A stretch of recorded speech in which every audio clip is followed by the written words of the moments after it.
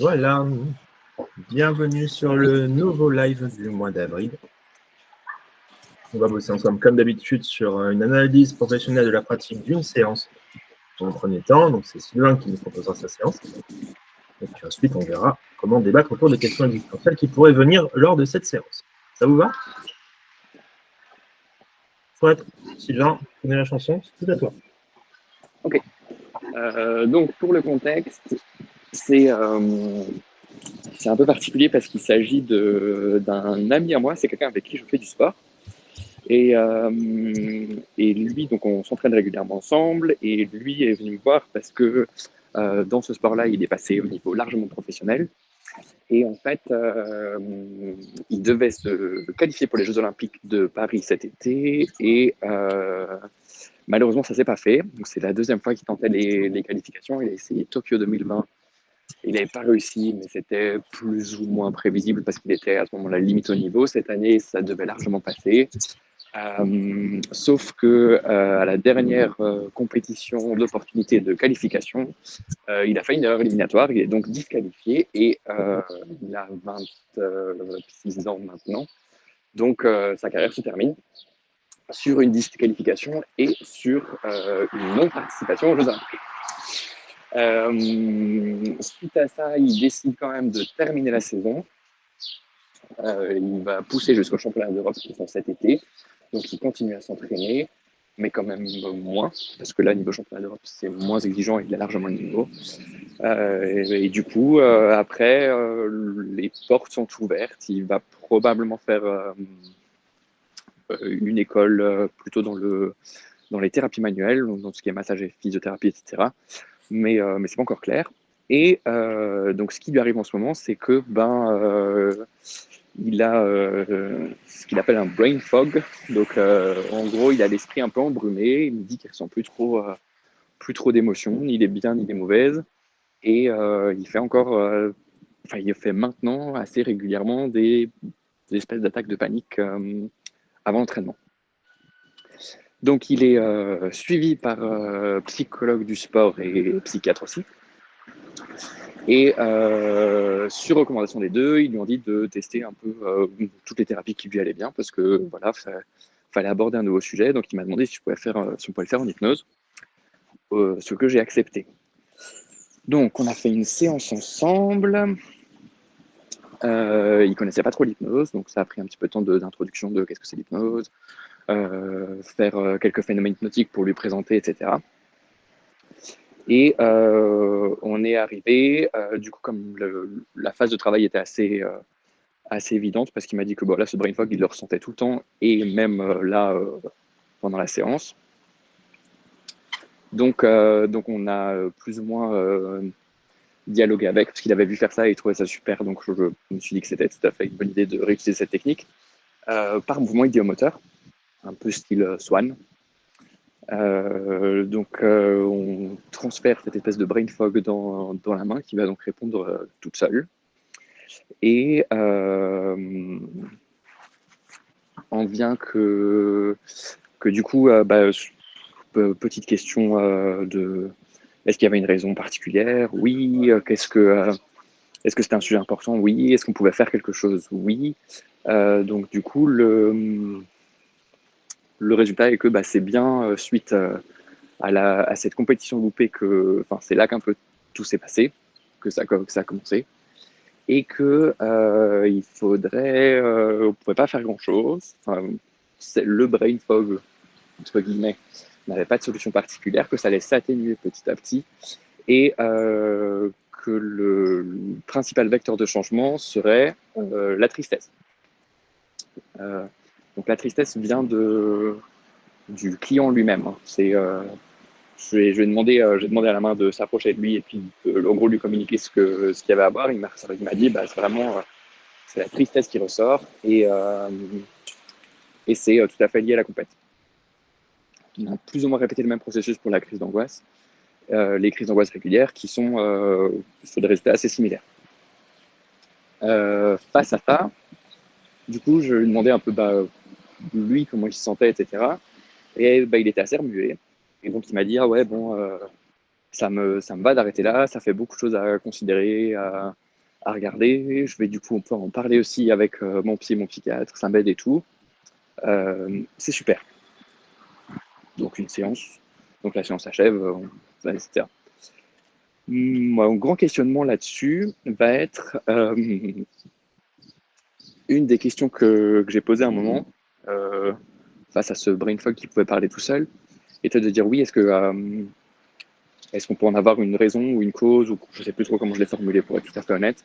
Et la réponse était oui, et je sais aussi si je peux l'avoir maintenant, ou du moins une explication maintenant, et ça m'a dit non, et du coup, par une certaine intuition, mais je le savais un peu, parce que comme on est potes, je me suis dit je me méfie de ça, j'ai dit est-ce que c'est parce que je suis là, et ça m'a dit oui. Donc la communication entre lui-même et ses propres parties, pas de problème, mais que moi je suis au courant de tout, ça va être un petit frein.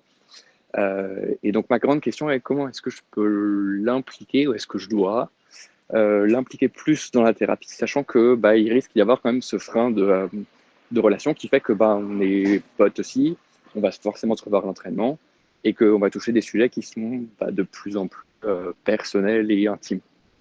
Donc peut-être que je suis peut-être juste aussi pas la bonne personne pour le recommander ailleurs. Solution qui m'irait bien. Mais après, je veux bien vos avis. Toi, je sais, Jérémy, que tu as aussi eu pas mal ce genre de situation, d'avoir des gens en séance avec qui tu as un autre contexte à côté qui doit perdurer. Et donc, du coup, je serais assez curieux de savoir comment est-ce que vous gérez ça. Voilà.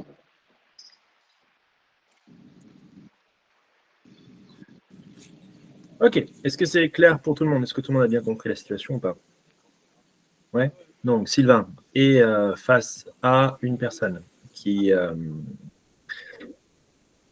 connaît, qui prend en charge, qui est un sportif de haut niveau. Tiens, bonjour Linda.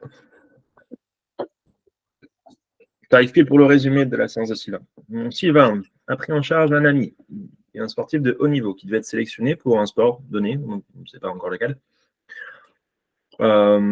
qui devait être sélectionné pour les JO. Il est en fin de carrière en termes de sélectionnabilité pour les JO. C'était sa deuxième présentation, la deuxième fois qu'il est disqualifié. Depuis, cette personne ressent un brain fog, c'est-à-dire qu'il est dans le brouillard, point de vue émotionnel selon ses mots, que ce soit positif ou négatif, il n'arrive plus à se positionner correctement sur les choses, ni en avoir une bonne lecture. Il vient voir du coup Sylvain sous le conseil de son suivi de psychiatre du sport et psychologue du sport, c'est ça Sylvain? J'ai coupé ton micro, mais... Oui, je crois que c'est deux personnes différentes. Il y a un psychiatre et une psychologue du sport, mais c'était à peu près ça. D'accord. La séance s'est déroulée sous phénomènes idéomoteurs qui ont permis de pouvoir échanger directement avec la représentation de la problématique à travers ces phénomènes idéomoteurs. Donc je suppose que tu as fait un petit peu comme un swan, avec des oui, non, peut-être. Exact. Okay. Les échanges ont donné un travail spécifique, comme Sylvain a pu nous l'expliquer. La problématique de Sylvain, c'est, voilà, à un moment donné, j'ai posé une question, c'est est-ce qu'on peut travailler sur la chromatique? Ça a répondu oui. Est-ce qu'on peut le faire maintenant? Oui. Est-ce que tu peux me dire ce qu'est cette problématique? Les phénomènes idéomoteurs répondent non.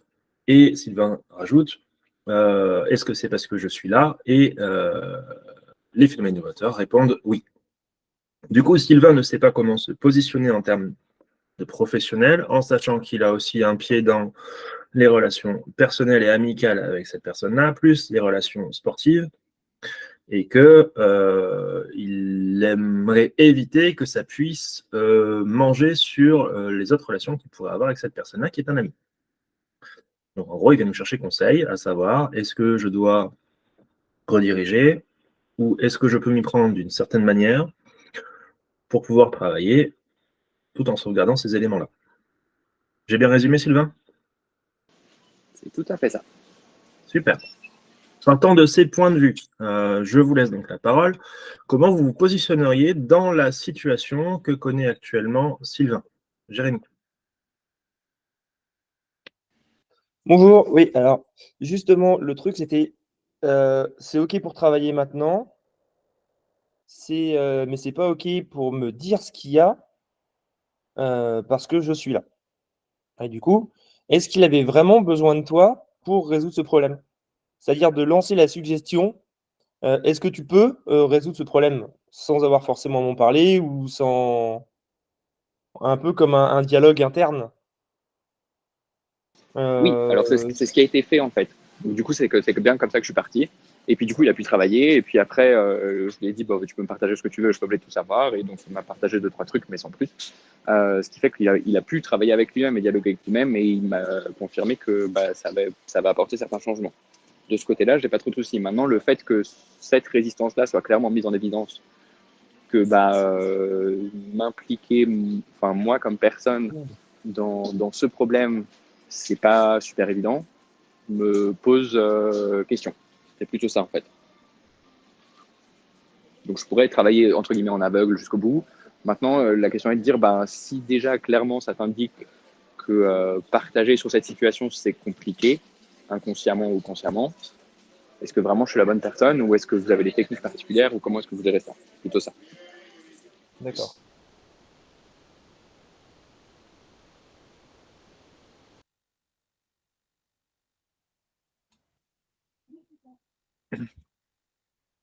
Allez, Linda, tu voulais. Donc, avec les éléments que a rapporté Jérémy, moi, c'était par rapport à la posture de Sylvain. Donc, si j'ai bien compris, la personne te dit qu'elle souhaiterait parler de la problématique, mais j'ai l'impression que ta posture à toi, comment tu ressens cette prise en charge? Parce qu'apparemment, bon, j'ai compris qu'il y a des relations amicales, tout ça.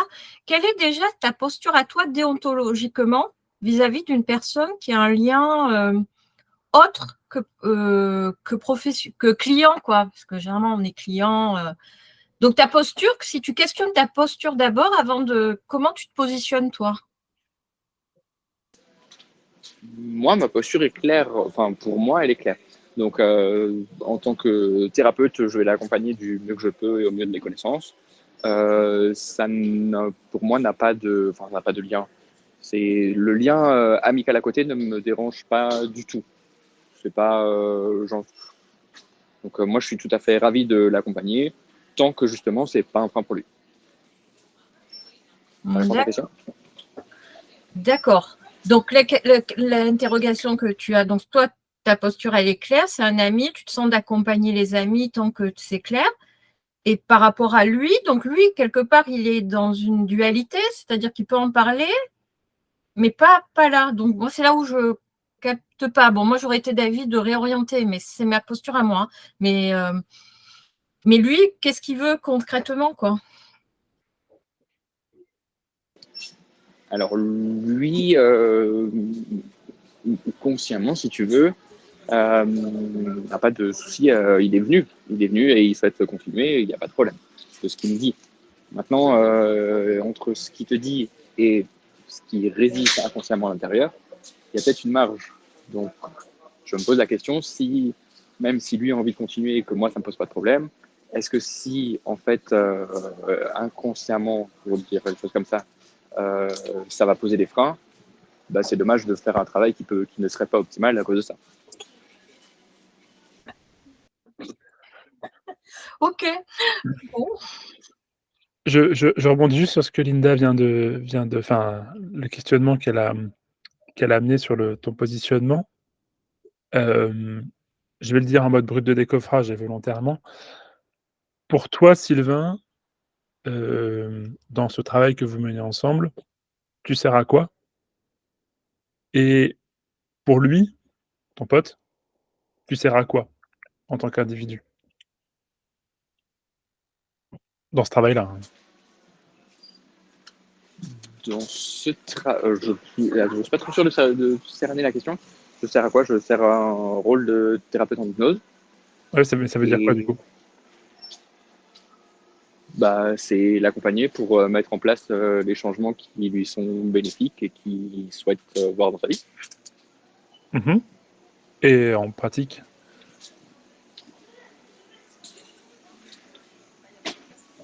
Cette En question-là, pratique, portez-la vous tous, hein. Elle est en importante pour tout pratique, le monde. c'est faire des séances de thérapie avec lui. Je suis pas sûr de répondre correctement à ta question, mais Non, mais non, c'est normal, je l'ai volontairement posé un peu en mode brut. c'est de se poser la question, est-ce que, en tant que praticien en hypnose, etc., est-ce que ma fonction, c'est d'être, on va dire, technicien de je place la personne dans un état d'hypnose et puis, le reste se fait, comme finalement, peut-être un technicien je sais pas, en massage. Tiens, je fais le massage, je détends les muscles et je laisse le corps se réparer. Ou est-ce en tant que praticien en hypnose, j'ai un rôle propre? C'est-à-dire, est-ce que j'ai des apports à faire? Est-ce que je dois avoir de l'information pour, moi, avoir une action? Ce qui serait, si je continue ma métaphore, je sais pas, le rôle du chirurgien qui doit savoir que c'est tel tendon qui est pété pour l'aider à se réparer. Et ça, c'est la question pour soi, mais aussi la question de comment est-ce que la personne qu'on a en face, nous voit. Parce que si elle nous voit comme un masseur de l'esprit, bah, il va pas vouloir nous partager des trucs, parce qu'il voit pas pourquoi il y aurait besoin de ça. Et du coup, il serait d'accord de dire: «Bah, tiens, oui, oui, pas de souci, on travaille ensemble parce que j'ai pas besoin de te partager des trucs». S'il te voit comme étant, heu, plus acteur des choses, à ce moment-là, il va avoir besoin de te partager les choses. Donc c'est aussi en fonction du rôle, de la fonction, de comment est-ce que lui te voit, comment tu te vois, que ça peut très bien aussi amener, indépendamment de la question conscient-inconscient que tu as amené, qui peut aussi exister, mais indépendamment de cette, dimension-là, tu peux aussi avoir la dimension de quel rôle est-ce que, heu, praticien en hypnose ne veut pas forcément dire la même chose dans ta tête et dans la sienne. Ok. Euh, oui, alors du coup, il faut que je réfléchisse un peu plus à ça. Donc, pour moi, pour mieux définir, alors du coup, on serait entre les deux, dans le sens où je suis assez partisan mais plus ou moins, donc du technicien et ce qui doit se faire se fait, Mmh. mais pas tout à fait comme ça, dans le sens où euh, technicien, oui, mais juste mettre en hypnose, non. Donc technicien poussé dans les techniques d'accompagnement, oui. Après, il doit y avoir pour moi une certaine limite qui est, je dirais, l'écosystème intérieur de la personne qui fait que, alors, mais pour moi c'est plutôt ça, soit j'ai vraiment une limite technique et donc je ne suis pas capable de l'accompagner et à ce moment-là je ne suis pas la bonne personne, soit de ma nature simple, je pense qu'on ne peut pas être le fit parfait pour tout le monde, et donc même avec une technique parfaite dans tout mon accompagnement, je ne serai pas à ce moment-là cette bonne personne et savoir à ce moment-là comment le reconnaître. Oui, après, indépendamment de qui tu es en tant que personne, c'est vraiment ici en tant que rôle. Et en fait, quand tu regardes au cours de l'hypnose, tu vas avoir des gens qui vont aussi bien, je sais pas, je pense à Roustan, s'intéresser à l'état d'hypnose en tant que tel, faire des transes profondes et puis, laisser le travail se réaliser finalement indépendamment du rôle de ça pourrait être un autre, quoi. C'est un peu aussi l'idée qu'on peut avoir chez Hellman, hein. Hem, Tu vas en avoir d'autres qui vont être beaucoup plus sur, avoir besoin de comprendre, démonter les choses et ça veut et effectivement, moi, je suis tout à fait dans la même optique que toi, de dire: j'ai pas pris un parti ou l'autre. Par contre, en fonction de la personne que j'ai en face de moi, je peux être plus ou moins, à tel ou tel côté du spectre. Mais bon, c'était pas donc ça peut être un élément, il me semble que c'est important de savoir, qu'il y a aussi un accord entre praticien et client sur ce point-là. Comment est-ce que l'un et l'autre se voient, indépendamment de la question, conscient-inconscient et indépendamment de la question, ami ou client, quoi, pur.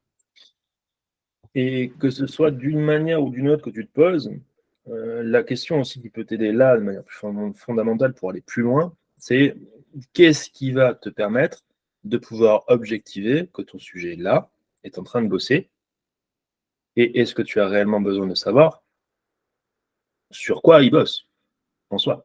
Est-ce que tu n'as pas d'autres éléments qui puissent te permettre de pouvoir te dire: «OK, Là, il n'a pas envie de se livrer envers moi et de me dire les choses, peut-être parce qu'il me voit plus comme un masseur du cerveau, comme le disait tout à l'heure Guilain. Mais en quoi ça va freiner le travail qui est lancé et comment moi, en tant que thérapeute, je peux prendre en considération cet élément qui est sorti des réponses idéomotrices comme un élément de fait et comment je peux me repositionner par rapport à ça. Mais alors, c'est toute ma question. Donc, je suis assez d'accord que je n'ai pas besoin de savoir exactement le sujet précis, etc. C'est d'ailleurs ce qui s'est passé dans la suite de la séance suite à ça. Donc, je peux mener le travail sans en connaître les moindres détails. Ma question était, voilà, plutôt est-ce que la deuxième, comment est-ce que tu prends ça en compte pour assurer une qualité de travail idéale, sachant que on se présente clairement potentiellement un premier facteur de résistance. Et du coup, qu'est-ce que tu peux tirer comme information chez ton sujet, avant de parler de facteur de résistance, dans l'état actuel de ce qu'il te présente, au moment précis où tu as le phénomène idéomoteur qui te dit je ne peux pas dire plus parce que tu es là. Quels sont les autres éléments, en prenant en considération cette demande, entre guillemets, de ton sujet, de ne pas vouloir en dire plus et de demander l'autorisation de ne pas avoir à en dire plus, quels sont les autres éléments autour qui te permettent de pouvoir continuer à travailler?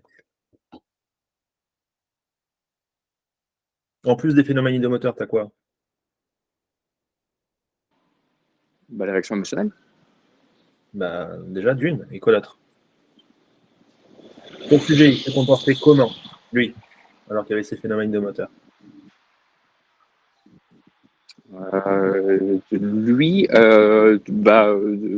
D'abord, bonne question. Enfin, j'aurais dit surpris au début, parce que c'est toujours impressionnant de voir sa main bouger tout seul.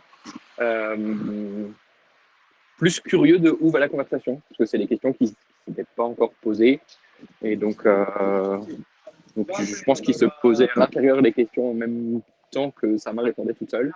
Et donc j'aurais dit assez curieux et ouvert, si c'était ça la question. Donc là, c'est quoi que tu me définis chez ton patient, fondamentalement?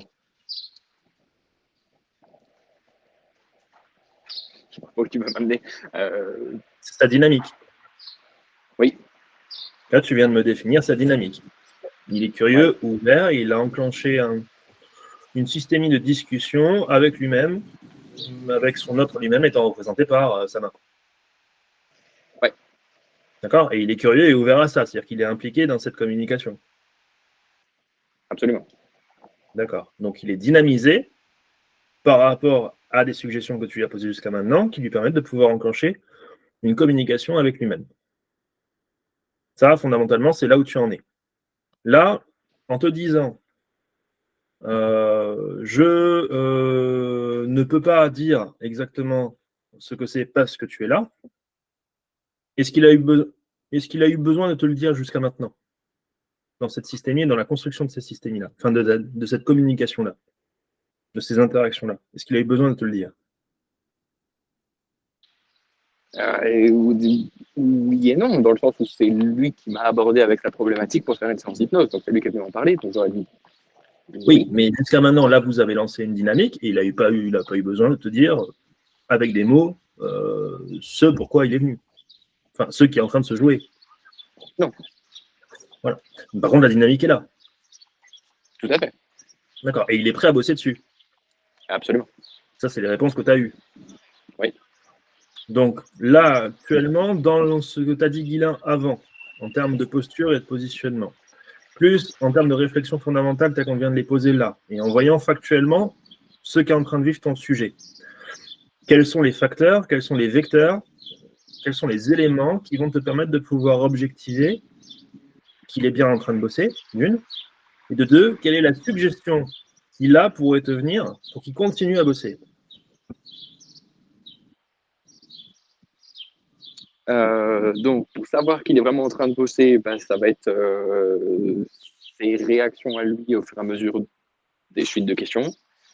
Et pour pouvoir continuer à bosser, c'est ce qu'on a dit jusqu'à présent, c'est poser clairement le fait que je peux me retrancher autant qu'il faut, pour que le travail puisse se faire de manière, je dirais pas, fluide, idéale, correcte. On reprend. Quel est le problème? Son brain fog. Non. Quel est le problème dans la relation thérapeute-sujet? Et ben que potentiellement, elle n'est pas assez établie ou pas, je dirais pas bonne, mais pas appropriée pour ce travail-là. Est-ce que ça, c'est les faits ou est-ce que ça, c'est une croyance? C'est une supposition. C'est une supposition qui vient de qui?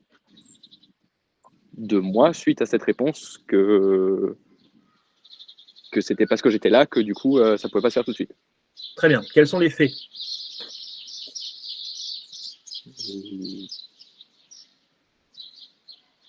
Bah, les faits sont juste cette réponse-là.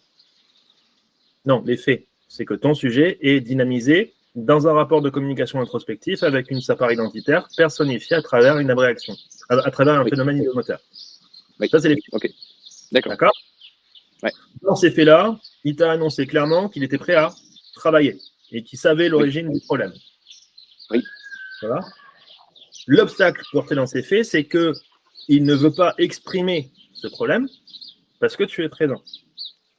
Oui. Mais il est prêt à bosser dessus. Ah, oui, ok. Oui, absolument. Quelle est la suggestion dans l'analyse de ces faits-là, en outrepassant les suppositions et les interprétations que tu viens de faire de la situation, qui peut être une porte ouverte au travail, en passant par-delà la problématique et l'obstacle rencontré? Suggérer qu'on peut continuer à travailler sans avoir besoin de tout exprimer?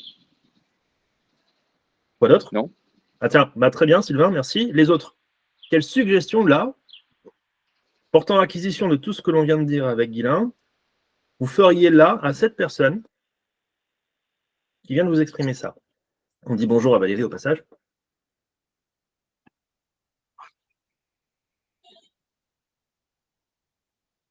Vous pouvez débloquer votre micro et le dire au fur et à mesure. Je vous laisse 10 secondes de réflexion avant qu'il y en ait un qui prenne la parole. Estelle, dis-nous.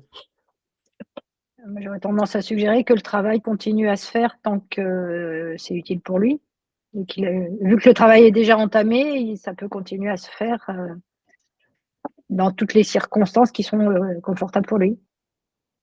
Merci Christelle. Quelqu'un d'autre? Voilà. Linda, vas-y.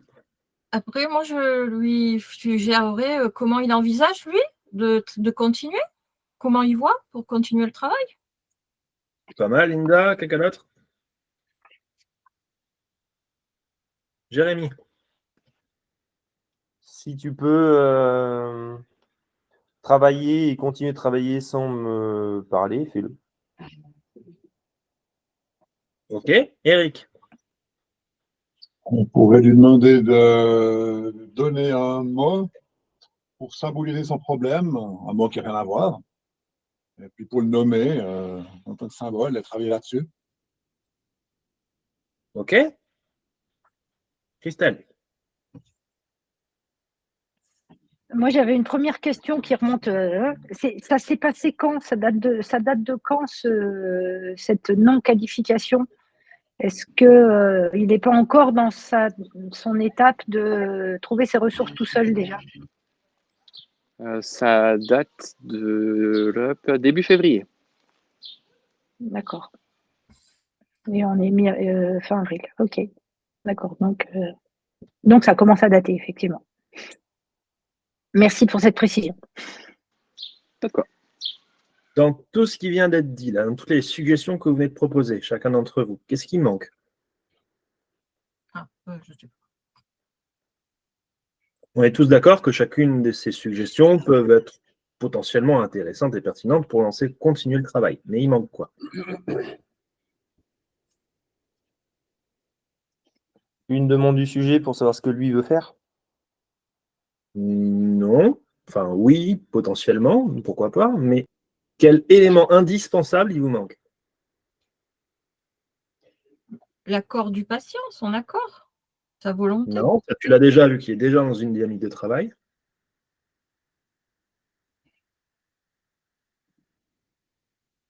Son objectif? Non, ça, il l'a déjà fixé et il sait déjà vers quoi il va travailler. Il manque quoi? Pour vous gardiez votre rôle à vous de thérapeute et que votre présence ait un sens, si c'est nécessaire. Vous avez un sujet face à vous, en transe, en train de discuter avec sa main qui parle avec des phénomènes idéomoteurs. Et ces phénomènes idéomoteurs viennent clairement de vous mettre de côté au moment précis où vous avez demandé d'exprimer ce qu'est la problématique. Mais que ça n'empêche pas au travail, puisqu'il est d'accord pour travailler et de le faire maintenant. Ben, comment on va travailler? C'est symboliquement, comment sa problématique, comment on va la traduire? Alors, est-ce que vous avez besoin de ça? Reprenez ce qu'a dit Guylaine tout à l'heure. On est soit un masseur du cerveau, soit chirurgien qui a besoin de savoir exactement d'où vient le problème. Là, concrètement, il nous positionne comment Oui. là-dessus? Ok, d'accord, je crois que j'ai compris. On n'a pas le problème, mais on peut remonter au point où le problème s'est créé. C'est ça? Non. Peut-être que là, on pourra en parler, non? Est-ce qu'on a vraiment besoin qu'il en parle? Non.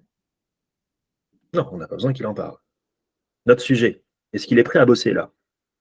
Est-ce qu'il a vraiment besoin de nous pour bosser? C'est ça la question, en fait. Voilà. Concrètement, est-ce qu'il a besoin de nous pour bosser? Tout à fait. Non. D'accord, par contre, il est déjà en train de bosser là, maintenant, tout de suite. Mhm. Donc, il Ah n'a ben, pas besoin de nous, mais il est prêt à bosser et il est déjà en condition pour bosser puisqu'il est déjà en transe, il discute déjà avec sa main. eh ben, on Voilà. lui dit de continuer son travail sans nous. Il continue Voilà. son travail. Il fait ce qu'il faut faire. Et il Donc, y a la notion de temps, pour la du coup, suggestion, derrière. qu'est-ce que vous pouvez poser? Bah, écoute, continuez à discuter tous les deux, par exemple. Très bien. Ça, c'est à peu près Ouais. ce que vous avez lancé. Mais qu'est-ce qui va vous manquer à vous? Ah, un retour visible Oui, que le travail est critères bien en train de se d'évaluation. faire et Un que préalable. un retour visible que le travail est bien en train de se faire et qu'il est bien en train de résoudre ce qu'il a à résoudre. Un élément observable, quantifiable et objectivable du travail qui est en train de se faire. Vous devez pouvoir, sans intervenir, observer la dynamique du travail qui est en train de se dérouler chez votre sujet. Donc, pour ça, dans votre suggestion, qu'est-ce qu'il faut rajouter? Eh ben, que quand le travail sera terminé, il touchera la main dans le front ou quelque chose comme ça. Quand Par exemple, ouais. quelque chose. Voilà. Quoi d'autre encore? Mais il n'a pas déjà fait quelque chose comme ça, Sylvain? Il l'a laissé continuer à travailler. Il manquait la finalité. D'accord? Il faut que vous donniez une finalité à votre suggestion. Si vous dites, bah écoute, tu peux continuer à travailler avec ta main, alors tant que c'est nécessaire. Bah, ok, très bien. Il va être là. Ouais, et puis sinon, ok. Et si je te demande ça? Ouais, non. Mais vous, ça vous donne quoi comme indice? Qu'est-ce qui manque?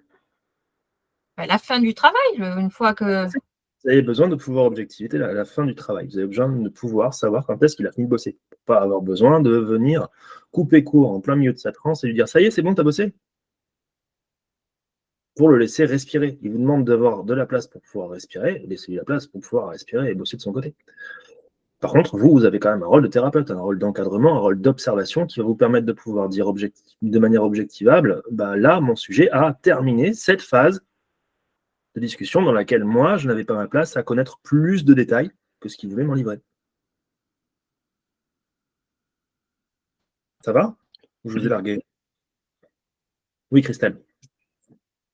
Ma question porte, est-ce que le travail ne se fait que pendant la séance ou est-ce que, tout à l'heure, quand je parlais, le travail continue à se faire, pour moi, c'était pas que pendant la séance, c'était quand il y en a besoin, en gros, quoi. Très bien. Donc, ça pouvait être aussi après. Et ça peut se faire aussi après. Mais là, tu es dans quelle phase de travail? Au moment précis où tu as ton type qui est en train de discuter avec ta main et que la main te dit, bah non, j'ai pas envie de le prononcer. Mhm. Tu n'es pas à la fin de ta séance, là. Non. Là, tu es en plein milieu. Mhm. C'est ton sujet qui fait face à sa problématique et qui s'apprête à bosser dessus. Donc là, on est en phase, pour ceux qui connaissent la structure, on est en phase initiale de la phase de travail. On est en étape initiale de la phase de travail. Donc, phase 3, étape 1. Ça va? On n'est pas sur une fin de séance où il vous dit, bah, j'ai pas envie de vérifier. Tu vois? On n'est pas sur une phase d'intégration où tu lui dis juste, bah, intègre et quand c'est fini, tu me le dis. Non, là, on est en phase de travail. Ça marche? Et il vous dit clairement, je vais bosser de mon côté. Enfin, j'ai pas besoin que tu connaisses mon problème. Par contre, vous avez quand même des choses à évaluer. Ça va? Donc Sylvain, du coup, tout à l'heure tu parlais en même temps que Camille. Oui, pardon. Non, effectivement, donc en fait, on en est arrivé exactement à ce point-là. Donc, sauf que là où j'aurais pu être plus fin, c'est-à-dire que j'aurais pu me retirer beaucoup plus tôt, mais j'ai quand même continué à poser quelques questions, et puis on en est arrivé à un travail donc j'ai pas trop conscience de ce qui s'est passé, objectivé par des phénomènes idéomoteurs, donc pour savoir quand est-ce que c'était terminé, et la séance s'est terminée comme ça. Donc on y est arrivé. Pour moi, mais c'était cool comme réflexion, pour moi ça devait pousser à une réflexion plus profonde sur est-ce que j'étais la bonne personne ou pas. Peut-être que ben, oui, mais ok, donc du coup j'ai mes premiers éléments de réponse, donc non, c'est cool, je suis content, merci. Les premiers éléments de réponse, c'est que ce que tu as fait, c'est bien. Merci. Ouf. Sauvé. Et le second élément de réponse, c'est ce qu'on peut bâtir maintenant de manière plus déonto, voire plus philosophique en soi, c'est est-ce que tu es la bonne personne? Qui est la meilleure personne pour pouvoir répondre à cette question? C'est le sujet lui-même. Je suis pas super convaincu que c'est le sujet lui-même. Parce que du fait de... Lui, il te dira, bah oui, moi je suis très confortable, il n'y a pas de problème. Mais du fait des influences sous-jacentes, pour moi, c'est aussi à nous de faire partie du truc. Je ne peux pas déléguer entièrement cette responsabilité au sujet. Et la séance est payante? Tu l'as fait régler, le monsieur, ou elle est comment, à titre onéreuse ou à titre gratuite, la séance? Il a payé. D'accord. Dis-là. J'aimerais juste mettre une nuance. Là, j'imagine que la main qui t'a dit que c'est parce que tu n'étais pas la bonne personne, elle t'a juste dit oui, non. Oui, elle m'a pas dit tu n'es pas la bonne personne. Voilà. La question était... elle ne t'a pas dit, monsieur Sylvain Hirt, vous n'êtes pas la bonne personne. Pas du tout. La question précisément, c'était... Attends, il faut que je me rappelle exactement. C'était quelque chose de... Donc, est-ce qu'on peut faire quelque chose? Oui. Est-ce qu'on peut le faire maintenant? Oui. En fait, je peux le faire maintenant? Non. Et du coup, j'ai demandé, est-ce que c'est parce que je suis à côté? Oui.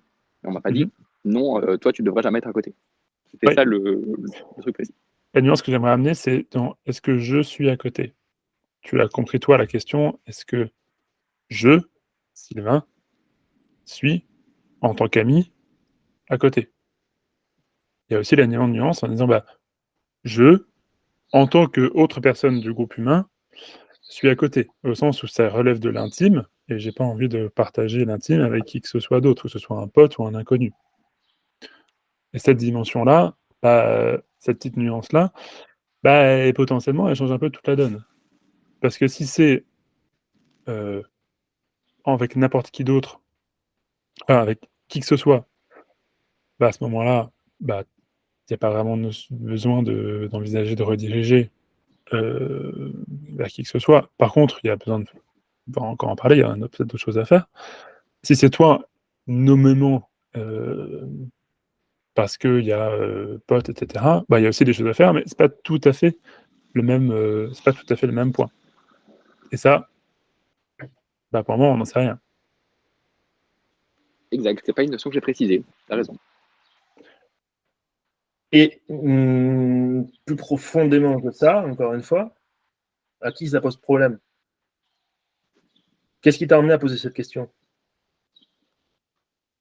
Ma volonté d'avoir un travail le plus, je dirais, efficace ou clean possible.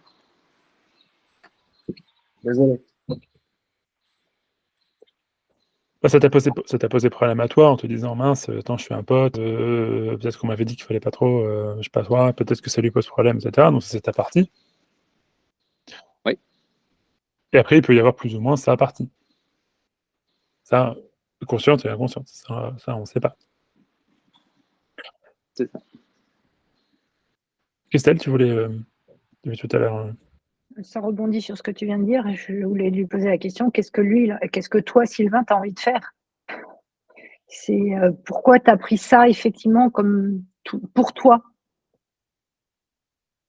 Mais ça rejoint ce que disait Guy. Ouais, voilà. Donc non, moi c'est vraiment qu'ils soient accompagnés le mieux possible. Donc si ce qui m'embêterait, ce serait de continuer à l'accompagner alors que il y a des signaux qui font que c'est pas moi qui pourrait faire le meilleur travail, il faudrait qu'il aille le faire ailleurs. C'est ça qui m'embêterait vraiment en fait.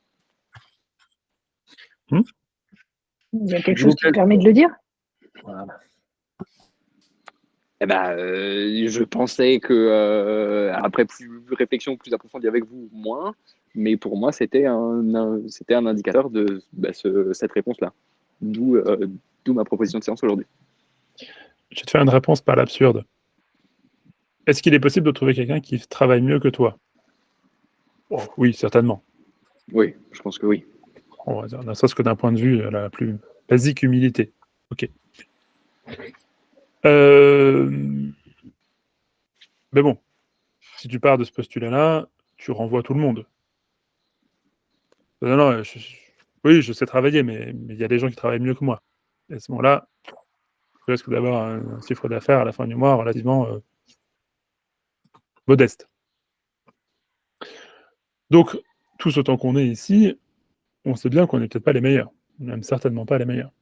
On n'est certainement pas la meilleure option pour le sujet qu'on a en face de nous. Ouais, moyennement d'accord quand même. Il y a plein de critères pour être la bonne option. Il y a la compétence du praticien, gros critère, j'accorde. Mais il y a la disponibilité, la proximité, tout ça. Est-ce que tu as donné un truc? Je parlais de la meilleure option, tu as parlé de la bonne option. C'est sûr qu'il y a toujours potentiellement une meilleure option. Est-ce que tu es la bonne option? Ça, comment savoir? Là, Christelle te demandait avant, est-ce que tu as des éléments qui te permettent de dire que tu es la pas bonne option? Ça, Oui. tu n'en as pas. Ça ressemblerait à quoi, les critères qui te permettraient de dire que tu es la pas bonne option? C'est une bonne question. Je pense que déjà, ce serait une volonté affichée de plus revenir en séance. Ouais, ça peut être ça.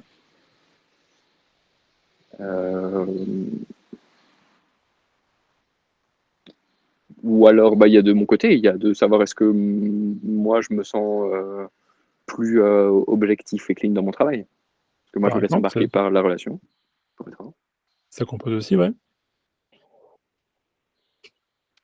Les autres aidez-moi, c'est les deux principales que je vois. Ouais. Il y a le est-ce que le travail se déroule? Oui, non pas la effectivement. dimension intra-séance dont j'ai rien parlé, mais la dimension extra-séance que Christelle avait évoquée. Si la prochaine fois que tu le croises, tu l'as au téléphone, il te dit putain mec, c'est merveilleux, ça a complètement disparu. Bon, t'étais peut-être pas la meilleure option, mais le travail est fait. Du coup, t'étais la bonne option. Si tu dis bien que c'est encore pire qu'avant, etc., ou rien n'a bougé, alors, je ne dis pas que si rien n'a bougé dès la première séance, ça ne veut pas dire qu'on était la pire option, parce qu'il y a plein de choses à faire, potentiellement. Mais avoir cette notion de dire, tiens, est-ce que, malgré cette petite particularité d'avoir le doigt l'idéomotricité qui t'a dit qu'il ne pouvait pas communiquer avec toi, est-ce qu'un travail se déroule? Est-ce qu'il y a quelque chose qui évolue dans les prochains temps? Si c'est le cas, c'est que cet élément n'est pas un veto, n'est pas bloquant en tant que tel. En tout cas, pas sur cette partie-là du travail. Et des fois, tu as des travails qui sont en couche aussi. Non, tiens, ça fait évoluer les choses. Par contre, sur le point là, tout particulier, là, c'est bloquant là-dessus. Et ça, tant que tu n'es pas devant, tu ne sais pas. Oui, assez d'accord, en effet. Donc, ce sera important d'avoir. Tout à l'heure, Jérémy parlait des critères objectifs, mesurables, quantifiables, d'un travail qui évolue pendant la séance. Mais il faut aussi avoir des éléments objectifs, quantifiables et mesurables d'un travail qui évolue après la séance. Et donc, on revient, Christelle évoquait tout à l'heure l'objectif, la définition de l'objectif, de qu'est-ce qui te permettra de savoir que le travail évolue. Je ne sais pas si vous l'avez défini.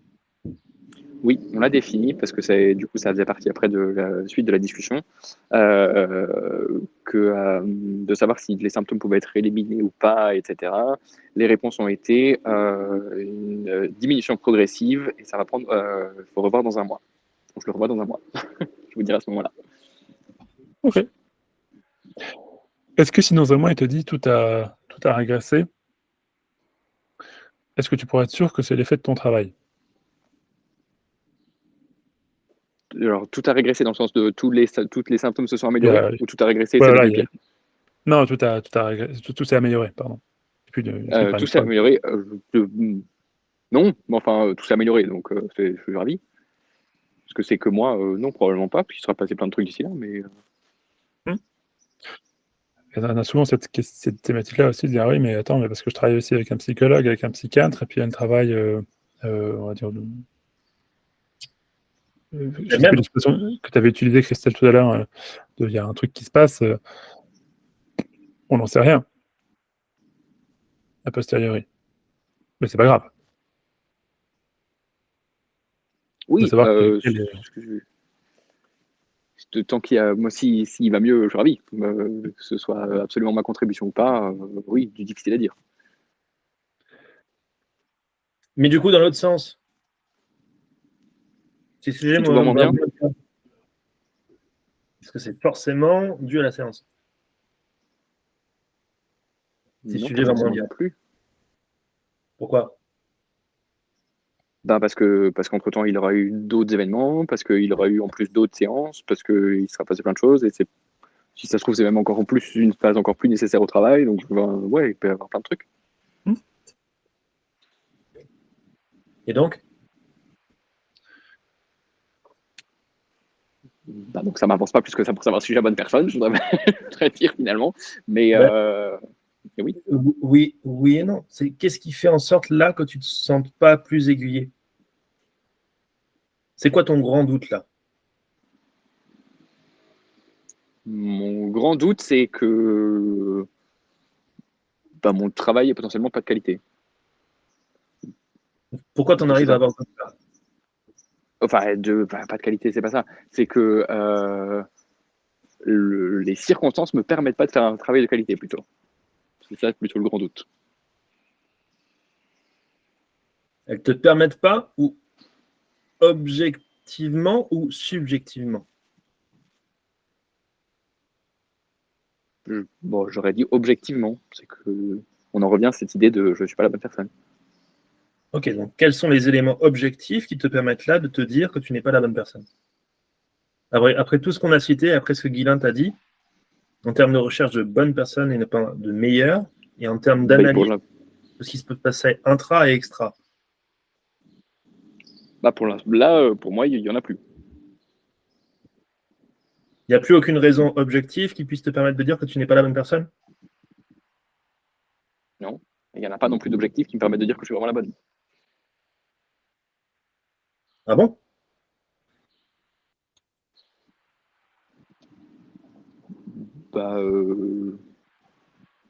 Oui, ouais, enfin, peut-être négocier entre la bonne et la meilleure, mais Les autres, qu'est-ce qui est rassurant pour vous, ou quels sont les éléments objectifs plutôt que vous pouvez analyser dans la réflexion qu'on vient d'avoir avec Sylvain là et son positionnement à travers ces réflexions, qui sont plutôt des indicateurs de bon positionnement? Tu te remets en question, mais par contre, c'est la vision de toi que tu as envers toi. Est-ce que je suis la bonne personne? Donc, pour moi, c'est OK, c'est une remise en question, mais ça correspond à ton regard subjectif de toi, sur ta pratique. La bonne question qu'il faudrait se poser, par exemple, c'est plutôt quoi? Plutôt que de je suis la bonne personne. En quoi je suis le bon professionnel pour cette situation? Et donc, à travers ces paroles-là, Linda, de manière plus plus fondamentale en soi, qu'est-ce que ça veut dire? Plutôt que la bonne personne. En quoi ma posture professionnelle est adaptée pour que, quel que soit le suivi. Là, on entend qu'il y a le doute, mais là, il se pose la question de sa posture. Et derrière, je sens une déontologie. Vincent questionne sa posture et sa déontologie en tant que praticien, en disant, en tant que praticien, est-ce que je peux accompagner au sujet? Oui, du coup, l'ambiguïté, elle vient d'où plutôt, en termes de positionnement et de posture? Et du lien. Pardon. Sylvain. l'ambiguïté vient, du moins la source du doute vient de deux choses, ouais, de la relation préexistence et préexistante et Et de donc, mes propres qualités, je pense, ouais. Et donc, donc, et de donc, et qui? donc, de moi. Oui. Là, concrètement, quand on parle du sujet et quand on parle dans son positionnement intra et extra, tu es capable de nous dire que tu as mis en place une adaptation sur l'instant de la séance qui t'a permis de pouvoir le laisser travailler de sa manière et de pouvoir aller rechercher une finalité observable de son travail qu'il a mené lui-même. Tu as su l'emmener à bosser là-dessus correctement en t'y effaçant et non pas forcer à aller rechercher les détails. Et derrière, quand on parle en extra, du suivi qu'il va falloir avoir et du positionnement que tu as fait d'avoir une séance dans un mois, avec la définition d'objectifs à atteindre pour savoir si ça s'est amélioré ou pas, tout ça tu l'as fait. Tu as aussi une notion que, en fonction de comment ça va évoluer, ça va potentiellement venir du travail que tu as effectué, mais aussi potentiellement venir d'autres éléments d'influence, comme sa vie de tous les jours, les autres thérapeutes qu'il voit, son rapport avec le sport qu'il va avoir jusqu'à maintenant, et la manière qu'il aura avancé dans sa vie avec tous les facteurs et tous les influenceurs qu'il a jusqu'à maintenant. Ça, c'est ton positionnement en tant que thérapeute jusqu'à maintenant. Ça va? Si on reprend tout Ouais. ça, actuellement, tu as posé la totalité des éléments qui correspondent à tes compétences professionnelles en tant qu'accompagnant face à une problématique. Mhm. On a l'adaptation, on a la mise en place d'une définition d'objectif avec donc une pointe à atteindre. On a des éléments qui sont hors de ton influence qui ont été positionnés, avec les choix qui ont été faits par le sujet et non pas par toi à sa place. Donc, on n'a pas eu d'approche solutionniste, on a bien laissé un maximum de portes ouvertes.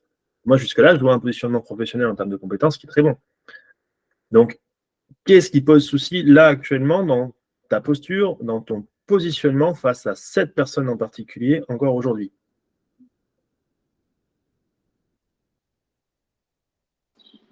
Après cette discussion, nettement moins de trucs, mais du coup, plus Bien. grand-chose. Qu'est-ce qui pourrait rester pour les autres thérapeutes qui pourraient se retrouver dans cette situation? Linda? Moi, j'aimerais poser la légitimité. Quel est mon positionnement par rapport à la légitimité? D'accord. Et qu'est-ce qui rend légitime là-dedans ou pas le thérapeute dans une relation ambiguë, ambivalente de ce type-là? C'est-à-dire où on a plusieurs typologies relationnelles qui viennent se superposer.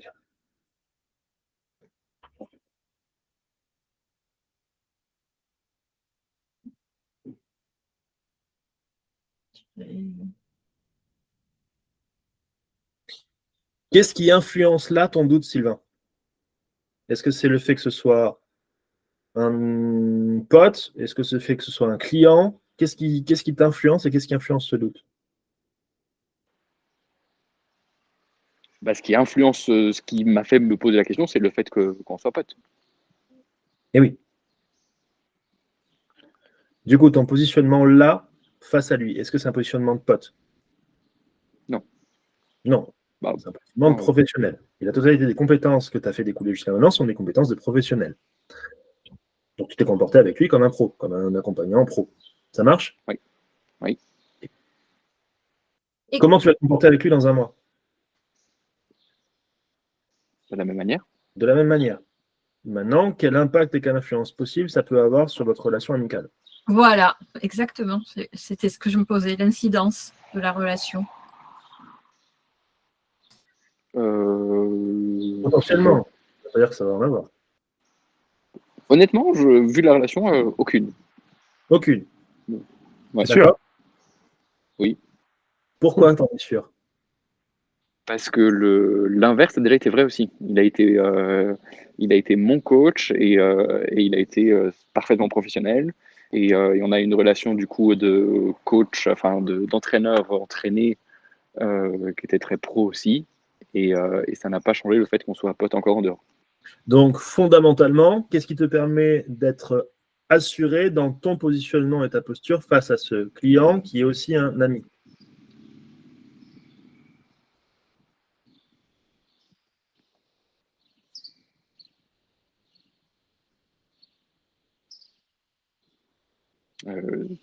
Excellente question. l'épreuve passée Oui, de c'est ça, votre oui. capacité à cloisonner les différentes relations que vous pourriez avoir, différentes typologies relationnelles que vous pouvez avoir. Ça va? C'est ça. Voilà. S'il n'y avait pas eu ça, Il aurait fallu.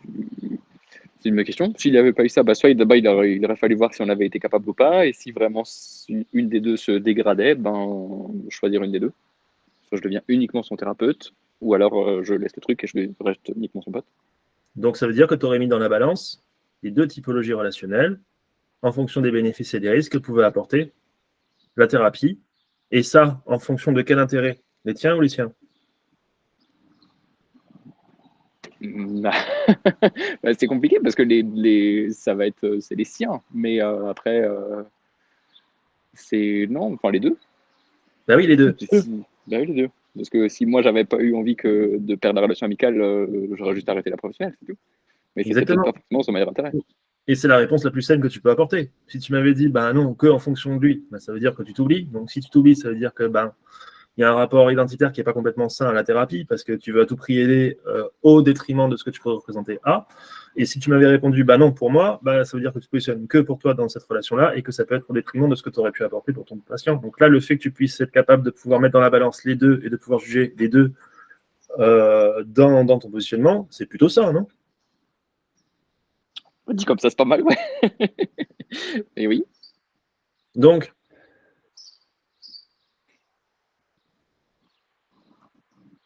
Tout est clair, merci beaucoup. C'était plutôt ça. Après, on parlait des questions, Linda l'évoquait, Jérémy aussi, histoire de conséquences. Ouais, mais est-ce qu'il peut y avoir une conséquence sur notre amitié?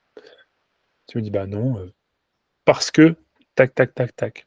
Et ces arguments que tu as, que ce soit des arguments du passé, avec lui en tant que coach, etc., ça aurait pu être des arguments du présent, hein, de dire, bah non, parce que notre amitié, elle se base sur ça, ça, ça, ça. C'est déjà effectivement assez précieux de savoir pourquoi est-ce que ton pote est ton pote. On ne se pose pas forcément cette question-là,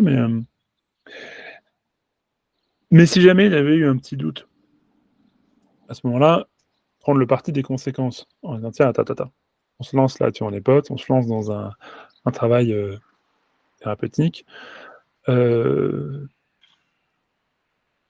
On n'a ni toi ni moi envie qu'il y ait des conséquences de ça, mais ça pourrait ressembler à quoi ces conséquences? Enfin, qu'est-ce qui ferait que ça amène à conséquence? En disant, tiens, tu sais, là, pendant la séance, il y a eu la question de savoir que si tu pouvais me parler de tout, ou si j'apprenais telle ou telle chose sur toi, sur ton passé, sur ta vie, j'en sais rien, est-ce que ça porterait à conséquence? Donc c'est de potentiellement, je suis pas forcément sûr que tu en aies besoin là, dans ce cadre-là, mais peut-être dans d'autres, dire: «Tiens, si jamais j'apprenais ça, ça, ça sur toi, est-ce que» ça peut être n'importe quoi, hein, «est-ce que ça modifierait notre relation?» Bah, de mon point de vue de thérapeute, non, parce que non-jugement, parce que secret, parce que, et cetera, et cetera. C'est différents points de vue. Et si c'est pas le cas, si en tant que thérapeute, tu te dis, «Ah ouais, mais attends, si j'apprends telle chose sur telle personne, ça va modifier mon jugement». Alors ça, par contre, c'est un signe qu'il faut probablement pas l'accompagner. Et du coup, des fois, l'expliciter, ça peut être intéressant, si justement tu te trouves dans une situation d'entre-deux. Après, si tu es pas à l'aise avec cette notion de dire: «Tiens, on peut expliciter», ça peut être aussi un signe que c'est peut-être pas la bonne personne à accompagner, ou tu es peut-être pas la bonne personne pour l'accompagner.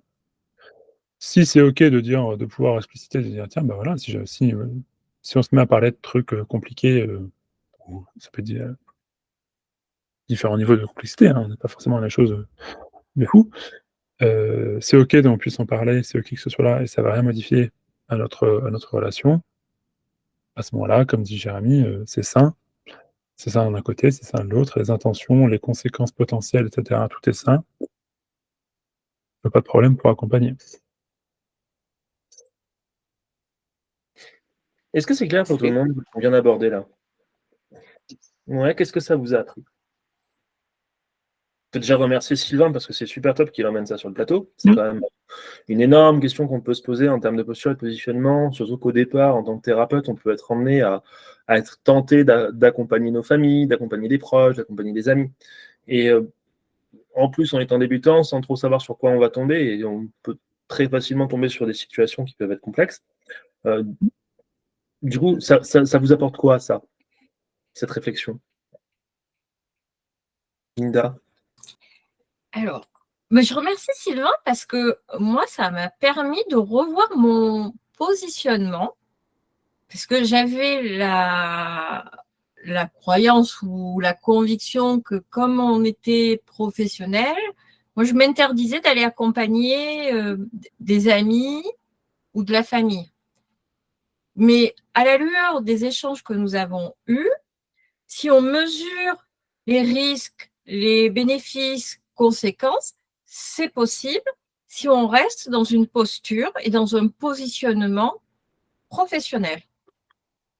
Bon, après, Linda, excuse-moi, si on Oui. arrive à rester Oui. dans une posture, Voilà, il y a une différence entre l'intention et... Oui, très juste, Gilles. Si on arrive, et c'est là ce qui va me demander à moi, cet exercice à faire de prise de conscience, de dire est-ce que je peux ou pas. Et si je peux pas, c'est OK, hein, mais ça, voilà. Oui, ça fait changer d'un petit iota ma vision. Et comme c'est pas facile de se poser cette question tous les 4 matins non plus, hein, parce que, comme dit, c'est est-ce que j'arrive à? Et donc, tous les 4 matins, on n'a pas ni des marqueurs objectifs de savoir est-ce que j'arrive à, etc. Puis c'est des échelles de temps qui sont larges. De là, mettre en place des règles. J'accompagne aucun proche, ou j'accompagne pas la famille, ou j'accompagne les gens, les proches ou la famille dans, on va dire, par exemple, ma règle, c'est j'accompagne pas mes proches, Mmh. sauf dans les thématiques, je parle de ce qui est justement accompagnement sportif, et cetera. J'ai défini un petit cercle de trucs en disant: «A priori, ça» voilà. Mais on est tous au courant ici que des fois, tu pars de l'a priori et tu vas pas là, hein. Mais voilà, j'ai délimité une petite zone, un peu moins minée que voilà. Mais parce que je sais que voilà, là-dessus, ça m'ira. Mais ça, c'est un truc qu'on doit faire chacun, en disant: «Tiens, bah, on peut pas se poser cette question tous les 4 matins à toutes les personnes en disant: "Tiens, est-ce que je vais rester professionnel si ça", et cetera».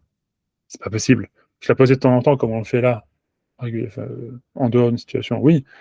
Sinon, avoir des règles de fonctionnement, de dire: «Non, j'accompagne ça, j'accompagne pas ça», c'est bien. Mais par contre, il faut que ce soit nos règles et pas les règles qu'on nous a éventuellement données à l'école en disant: «Bah, pas les proches ou pas la famille ou pas machin», et cetera. Et plus important que ça, c'est que ces règles, elles ont été portées avec une véritable réflexion, et un véritable positionnement fondamental qui vous appartient. C'est pas je fais pas ça parce que. Non, c'est je ne prends pas en charge telle personne parce qu'aujourd'hui j'ai conscience de tout ce qui peut se jouer et de chacun des détails. Et pas juste parce qu'on me l'a dit. Parce que j'ai appris comme ça. Parce qu'on m'a toujours dit qu'il fallait pas faire. Non. Est-ce qu'il y a une véritable compréhension des systémiques qui se joue? Est-ce que j'ai compris qu'en termes de bénéfices et risques, ça allait me demander un travail de positionnement qui allait être lourd, un travail de réflexion qui allait être lourd, un travail d'analyse qui va être lourd, que je ne peux pas faire comme le dit Guilain à chaque fois que je prends en charge quelqu'un. Sinon, au bout du compte, vous allez vous flinguer les neurones en termes de pression mentale, en termes de fatigue, ça serait énorme. Et du coup, comment je peux fixer mes propres règles, donc ma propre déontologie, ma propre éthique en termes de travail, sur des principes comme ça. Ça va effectivement sur le rapport de prise en charge de proches, mais vous pouvez le remettre en condition aussi sur la notion de prise en charge par visio, sur la notion de chacune des difficultés que vous pourriez rencontrer et qui va vous demander une réflexion initiale qui va définir à chaque fois certaines règles. Et après, c'est la discipline. Savoir se tenir à ces règles-là et fixer à quel instant vous pouvez rendre ces cadres, ces disciplines-là, plus ou moins souples en fonction de ce qui se passe et des typologies de personnes singulières que vous pourriez rencontrer ou de situations singulières que vous pourriez rencontrer. Ça viendra en fonction de votre expérience au fur et à mesure. L'important, c'est de se fixer des règles dès le départ en prenant en considération ces réflexions initiales. Oui, Valérie. Excusez-moi. Bonjour à tous. Je suis désolée, je suis arrivée un peu à la bourre parce que j'arrivais pas à me connecter. Donc j'ai pas eu la démonstration, enfin j'ai pas eu l'exposé de Sylvain, mais au retour de vos discussions, ça a l'air très intéressant. Et en tout cas, la réflexion que je me fais, c'est que cette position, ce positionnement qu'on doit avoir, il se fait tout le temps et il se fait pas que dans la thérapie. Alors, il se fait tout le temps, ça veut dire quoi? Ça veut dire que moi, par exemple, mon cabinet est en centre-ville et que je peux croiser des clients au supermarché, à la boulangerie ou au bistrot le samedi soir pour boire un coup. Est-ce que je suis la même quand je suis la thérapeute au cabinet et quand je suis en train de boire un coup au bistrot? Ben non, je suis pas la même, mais le cadre n'est pas le même. Et du coup, ça me pose pas de problème, alors pas de vomir sur la table, mais ça me pose pas de problème que mes clients me voient dans un autre contexte. Prolongement de la réflexion, moi j'ai travaillé pendant plus de 10 ans avec mon mari. C'était une boîte que j'avais montée moi. Il s'est avéré qu'on a eu un concours de circonstances à un moment où moi j'avais besoin d'embaucher quelqu'un et lui se retrouvait au chômage dans une autre activité. Et on a beaucoup réfléchi en se disant, est-ce que c'est sain de travailler ensemble? Comme on pourrait se dire, est-ce que c'est sain de faire de la thérapie à son conjoint? Alors, j'ai jamais fait de thérapie à mon conjoint, mais on a bossé plus de 10 ans ensemble. Et à partir du moment où les réflexions, on les a avant, où le cadre est posé, mais où il peut bouger parce que les choses ne sont jamais complètement figées, ben on a trouvé que c'était une super expérience en fait d'avoir bossé ensemble. Donc, j'imagine que ça peut être une super expérience de faire une thérapie à un proche, mais pas dans n'importe quelle condition. Mhm. Voilà, ma réflexion. Les autres? Ouais, je la partage. Ouais. Christelle, Eric, il n'est plus là, il est parti, il me l'avait annoncé. Christelle, Jérémy, même Sylvain, après, qu'est-ce que ça vous a apporté à ce moment qu'on vient de passer ensemble? L'importance de définir son cadre. Voilà. Ok, merci Christelle. Jérémy, tu es toujours là?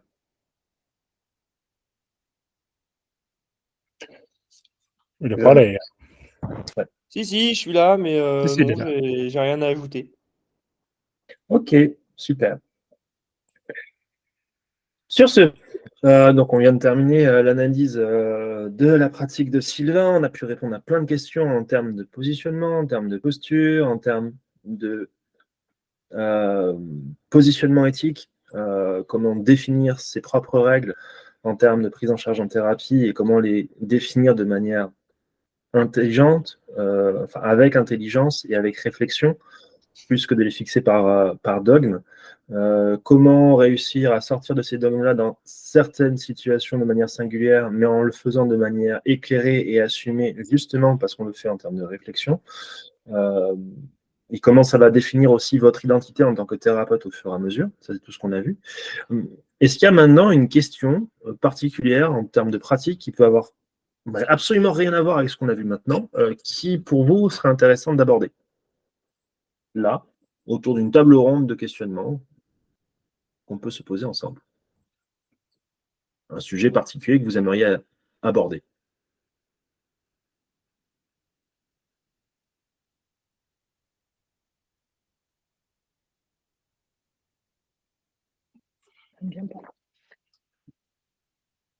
Non?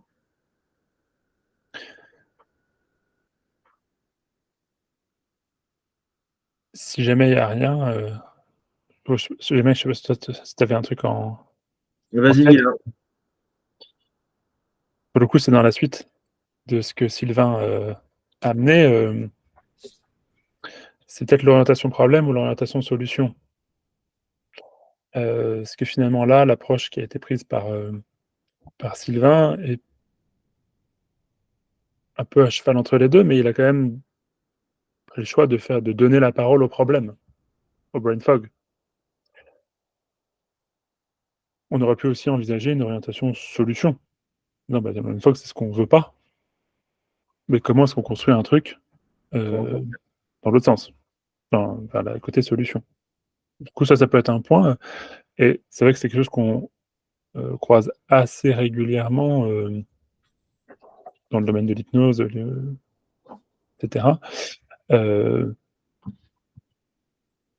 On est censé, non, souvent qualifié d'orientation solution, mais quand on regarde dans le détail, on est souvent sur l'orientation problème, en disant: «Tiens, mais d'où vient le problème? Je vais donner la parole à la part, du corps qui a le problème», et cetera. Comment est-ce que vous, individuellement, vous, je sais pas, vous vous positionnez avec ça? Vous avez une éthique, là-dessus? Vous avez des règles là-dessus? Vous avez des,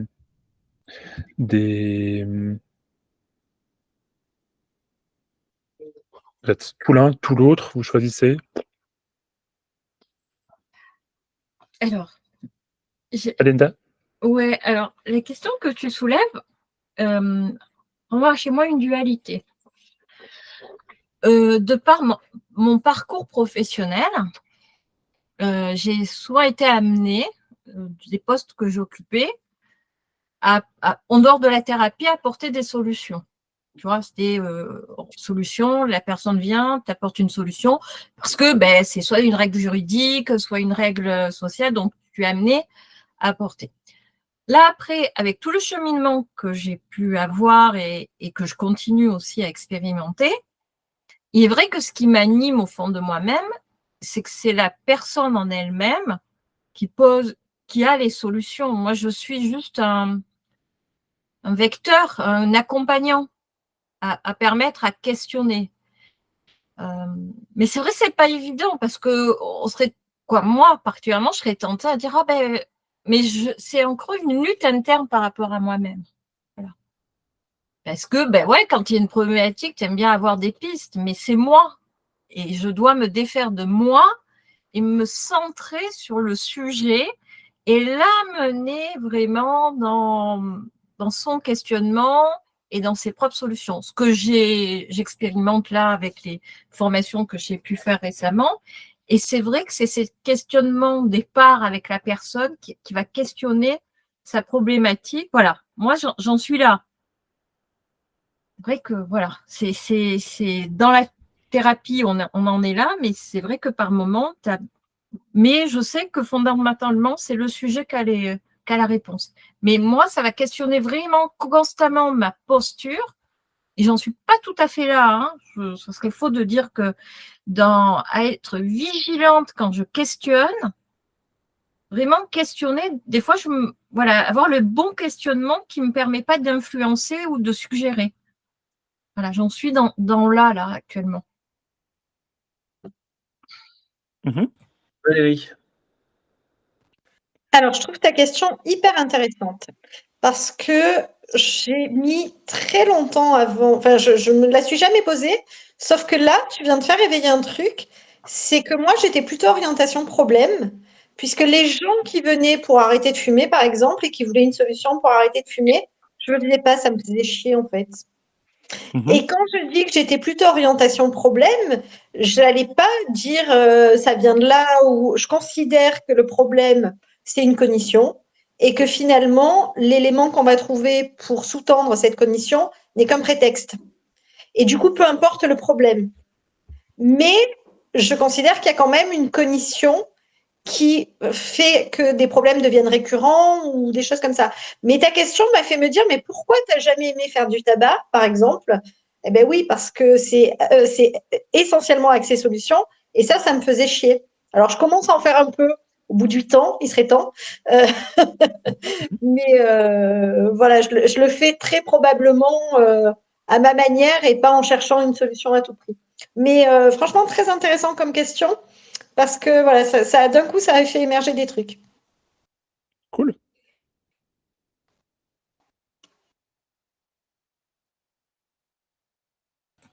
Christelle.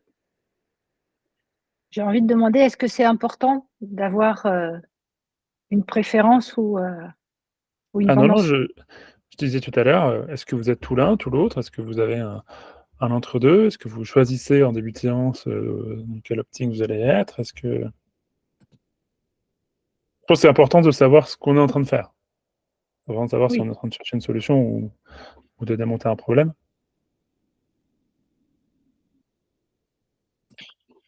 Mais parce que pour le coup, personnellement, je n'ai pas une orientation, définie. Moi, j'aime bien l'orientation plombier. C'est-à-dire que des fois, tu viens en tant que plombier et tu as le problème qui est là, tu vois le robinet qui fuit, tu pas besoin d'aller faire grandes investigations, il faut apporter la solution. Des fois, il y a de la flotte par terre et tu sais pas d'où elle vient. Alors, pour apporter une solution, il faut d'abord passer par une analyse du problème. Ben, ça dépend des cas. Donc et pour reprendre ton truc, Valérie, sur le tabac, des fois, tu as des gens qui viennent avec, voilà, j'ai commencé à fumer, quand j'avais 16 ans et puis j'ai continué, parce que nanana, aujourd'hui, je me rends compte que je fume parce que j'ai plus goût à ça et cetera, qui démonte tout le truc, qui t'amène tous les éléments. Bon, on est juste sur l'orientation solution, continuer les trucs. Des fois, tu as des gens qui, heu, j'ai une personne, je l'ai suivie pendant près de 6 mois, alors qu'à la base, c'était une histoire de: «Je vais arrêter de fumer», hein. Mais derrière, et donc là, on est parti sur l'orientation, heu, problème, tout en gardant non pas l'idée juste de dire: «Je démonte le problème et à la fin, j'ai bien compris le problème». Non, à la fin, c'est toujours: «J'ai installé les solutions». À la fin, il y a plutôt par terre, mais sans avoir non plus, juste rempli la pièce avec de la mousse ou j'en sais rien, mais savoir ce qu'on est en train de faire me semble important. Dire: «Tiens, attends, là on est quoi? Là on est quoi?» Et quand je dis «on» dans ma phrase, c'est moi en tant que thérapeute, mais c'est souvent aussi la personne en face et je passe quasi systématiquement un moment, ça prend pas 2 heures, hein, mais à expliciter ça avec la personne en face. En disant: «Tiens, voilà, on est là, là on va essayer d'installer ces solutions. Si on n'y arrive pas, alors peut-être qu'on aura besoin d'aller voir démonter le problème ou vice versa». Je prends le temps de l'expliciter parce que ça permet de placer les, notamment quand on envisage un travail sur plusieurs séances. Non, tiens, qu'est-ce qu'on est en train de faire là? Et du coup, ça sous-tend quoi? Ce qu'est en train de vous expliquer Guilain. Sylvain. Alors, juste une question pour Guilain avant de répondre à la peine Rémi. Comment, en tant que plombier, comment tu sais si ça mérite juste un petit coup de tape ou si ça mérite de changer toute l'installation? Ça dépend de la demande, ça dépend de où est-ce que tu arrives. Il y a des fois où c'est évident, des fois où c'est pas le cas. Globalement, ma posture, c'est d'abord j'essaie de mettre un petit coup de tape. Si le petit coup de tape solutionne le problème, c'est qu'il n'y avait pas d'obstacle. Souvent, je le présente comme ça. Je dis: «Tiens, là, vous venez me voir, on a fait la photo A de la situation. Heu, on définit ensemble un objectif, la photo finish, et on essaie de faire le passage de A à finish de la manière solutionniste la plus efficiente qui soit». OK. Si on arrive à le faire d'un coup, ou en plusieurs coups, hein, peu importe, bah, c'est que rien ne faisait obstacle à l'installation de la solution. J'ai pas besoin d'aller démonter toute l'installation. Si je me rends compte que j'arrive à faire ça, par contre, j'arrive pas à faire plus que ça, bah, c'est que je bloque sur un truc. À ce moment-là, bah, je vais dire: «Tiens, sur quoi je bloque? Est-ce que c'est un souvenir? Est-ce que c'est une émotion? Est-ce que c'est un truc? Est-ce que» peu importe. «Est-ce que c'est une croyance? Est-ce que c'est un élément contextuel, un élément social, peu importe. Sur quoi je bloque?» Et du coup, à partir du moment où je pose la question: «Tiens, sur quoi est-ce que je bloque?» Bah, c'est que je viens de basculer sur l'orientation problème et du coup, dans l'idée de dire: «Tiens, bah, en démontant», par contre, je démonte pas forcément tout le problème, enfin la systémie. Je démonte à partir de ce point-là. Donc, tu as pas forcément besoin de tout remettre de démonter tout le système. Et des fois, en tirant sur un tuyau, tu finis par démonter tout le système. Mais j'essaie d'être toujours le j'aime bien la notion d'élégance, de dire: «Tiens, bah, si je peux régler le problème avec la plus petite intervention possible, c'est plus élégant, que si je suis obligé de tout démonter». Après, c'est peut-être une histoire de on va dire l'élégance, ça sert pas à grand chose, hein. Ça sert juste à être élégant. Et t'as Et pas du coup, d'outil fondamentalement, particulier à je te part pose ma tester? question. Attends, pardon, j'ai pas, Pardon. T'as Sylvain, pas tu d'outil disais? particulier à part tester et puis changer en fonction du premier test. Ouais, c'est l'essai-erreur, quoi. Et, Enfin, erreur constructive, enfin. et du coup, fondamentalement, du coup, quand on reparle de se positionner plutôt problème, plutôt solution, tout ce qui vient d'être dit là par Guilain, les questions qui ont été peut-être posées par Sylvain, les réponses de Valérie, de Linda, ça sous-tend quoi? pour vous? Donc, il faut savoir faire les deux. Alors, il faut savoir faire les deux, ok, mais pour pouvoir réussir à faire les deux, ça demande quoi? S'adapter, Alors, s'adapter, ok, mais avant tout, observer. observer quoi? Observer les interactions, ce qui se joue dans la relation. Et avant ça, Le rapport avec la personne. pour qu'il y ait un rapport et pour qu'il y ait une interaction, il faut qu'il y ait quoi?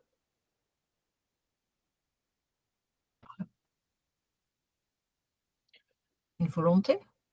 Un sujet. Un sujet, oui. Il vous faut un client, Un client. obligatoirement.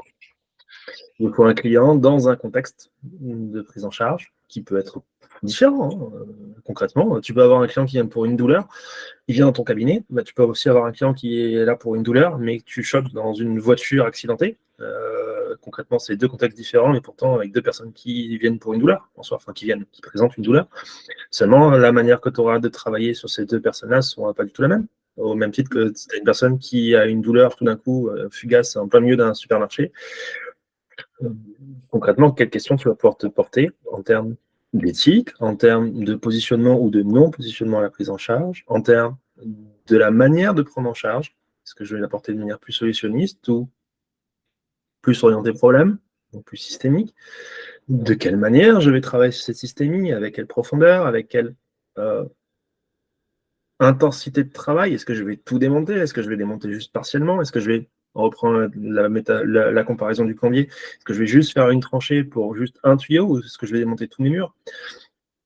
C'est toutes ces questions-là qui vont se poser, mais pas simplement pour nous et en fonction de ce qu'on sait faire, ça c'est une évidence, mais c'est surtout en fonction de qui on a en face, de ce qu'on en a observé et de où on est, de ce qu'on en a observé et de sous quelles influences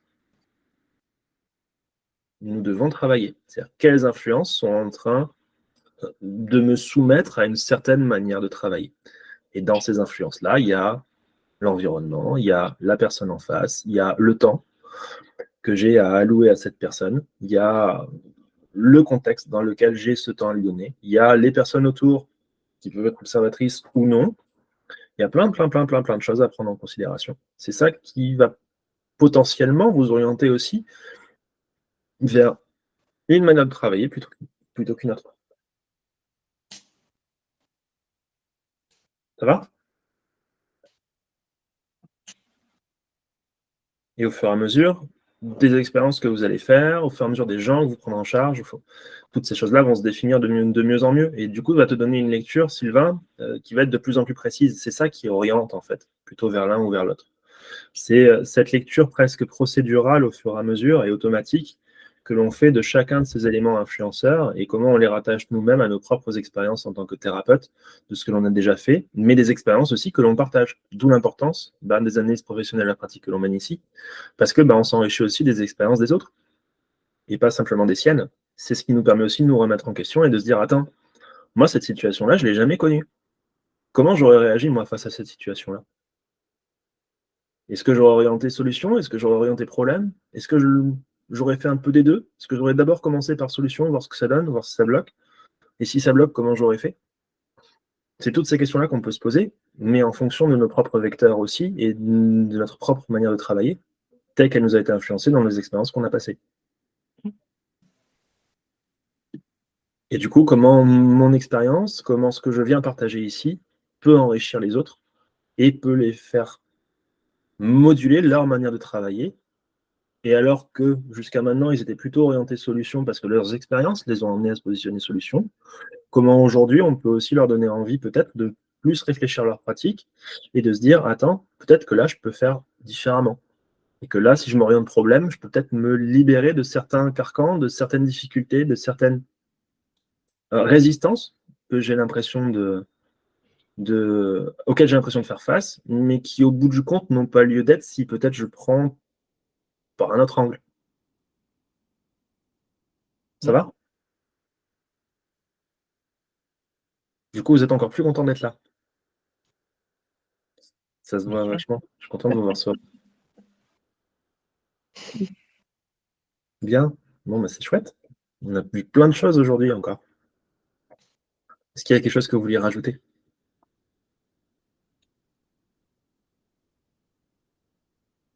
Non, c'est tout bon? Mhm. Bon, un petit mot pour la fin, c'était comment aujourd'hui? Christelle, c'était comment aujourd'hui? Je vais pas dire comme d'hab parce que j'en ai pas fait beaucoup, mais enrichissant. Forcément enrichissant. Ouais. Il y a plein de réflexions, plein d'interactions très, très, très, très riches toujours. Merci à tous. Valérie? À toi? Bah, écoute, c'est que la deuxième fois que je participe. Donc maintenant, j'ai bloqué mes derniers mardis sur mon agenda. Comme ça, je participerai plus régulièrement. Mais franchement, c'est chouette, quoi. C'est chouette ces réflexions, c'est chouette. Et puis merci Guylain, parce que moi j'aime bien le thérapeute plombier. J'adore ça. Je suis une ancienne maître d'œuvre et ça m'a beaucoup parlé.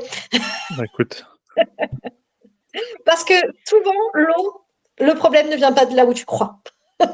ah, bah, moi j'envisage vraiment le taf en mode artisanal. Ah oui, oui, oui, bien sûr.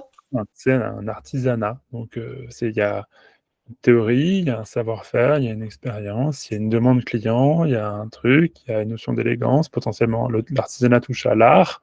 Potentiellement, il touche au bricolage, basique.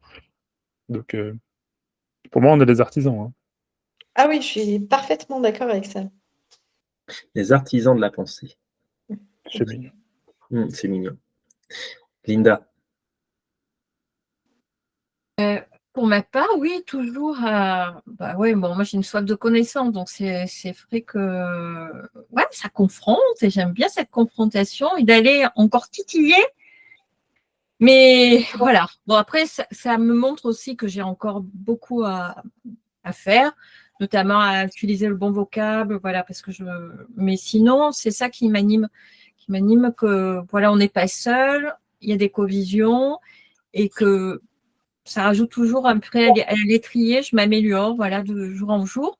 Et j'aime bien, ce que j'adore, c'est vraiment questionner notre posture, quelle qu'elle soit. Et le respect, mais vraiment, ça touche une valeur forte chez moi, du respect du sujet. Voilà. Et ça, on le questionne dans la manière de faire, dans la posture, la déontologie, et de qui on est. Et c'est me protéger aussi de l'ego. Moi, j'appelle ça l'ego, mais de la toute-puissance du thérapeute qui pourrait se dire, moi, je sais tout. Non, moi, j'en sais rien. Et c'est tout revenir depuis que j'ai fait les formations avec je reviens vraiment sur ces faits observables. Voilà. Ce sont les faits, où je suis, le contexte, comment j'agis. Et si j'agis comme ça, c'est quoi qui sous-entend mon action? Voilà. Pouvoir justifier ce que je fais. Et ça me plaît beaucoup. Et dans un process, en fin de compte, on est dans un process qui est mouvant, quoi. Alors moi, voilà, il y a le plombier, mais moi je dis qu'on est aussi dans des sables mouvants. Bon, l'image, voilà. Merci pour cette image. Sylvain?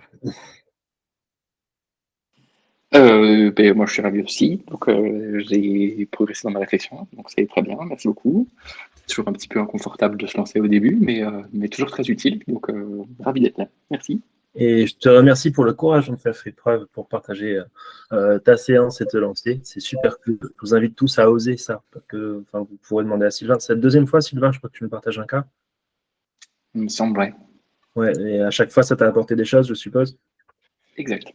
Voilà, donc c'est aussi un enrichissement pour vous de faire ce pas et d'oser partager vos séances. Parce que derrière, ça nous donne du grain à moudre et on peut vraiment pouvoir travailler. Si nous, on vous partage des séances qui viennent de nous, ce ne sera pas forcément autant parlant et on ne pourra pas autant échanger.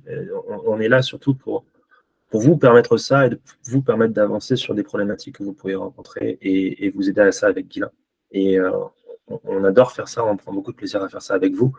Donc, osez, lâchez-vous. Vous savez maintenant, ça fait un an maintenant, plus d'un an qu'on tourne ensemble comme ça. Vous savez qu'on n'est pas là pour juger les pratiques, on est surtout là pour les réfléchir et les optimiser au maximum, tous ensemble. Alors, Jérémy. Il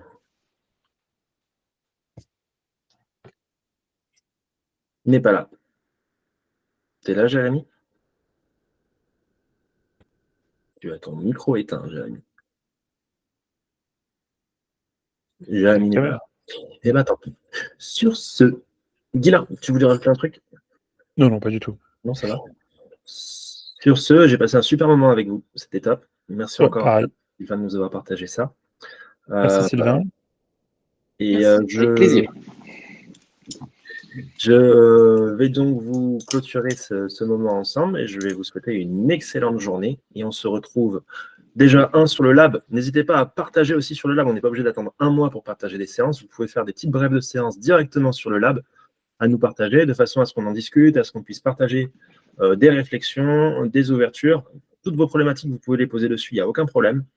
Le but, c'est qu'on fasse vivre un peu cette plateforme et qu'elle ne reste pas toute morte là. Okay. Vraiment, c'est un super outil, comme Sylvain l'a fait là, de partager à l'oral, autant je trouve que c'est encore un meilleur outil de le faire à l'écrit. Notamment, Linda, tu disais, savoir pourquoi on fait les choses.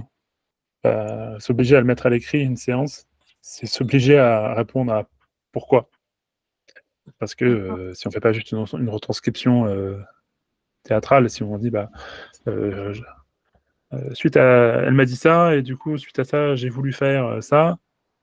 Attends, pourquoi j'ai voulu faire ça? Ah oui, parce qu'on essaie d'argumenter un truc. C'est un outil qui est formidable. Raconter une séance, faire un script de séance, c'est une. Alors, ça demande un peu de temps, d'accord? C'est pas obligé d'être des séances de fifou, hein. La séance de base, elle peut être déjà hyper intéressante à scripter. Et puis, c'est toujours l'occasion d'aller construire.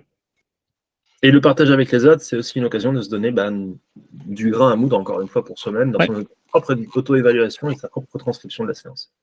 Donc, je vous invite vraiment à le faire et à le partager sur le lab. Et que ce soit la séance la plus réussie, ou la séance la plus foirée, ou toutes les entre-deux, c'est ce qu'on appelle rester à on est vraiment dans cet objectif-là, de la culture constructive de l'erreur. C'est une erreur chouette, magnifique occasion de m'améliorer. Donc racontez plutôt vos séances foirées que vos séances réussies. C'est ok. Elles sont trop bien les séances foirées, c'est mes préférées. Sur ce, c'est meilleur. Ouais, je vous souhaite une excellente journée et n'hésitez pas à aller partager sur le lab. Des gros bisous à tous. Allez, salut. Ciao, ciao. Ciao, ciao. Ciao.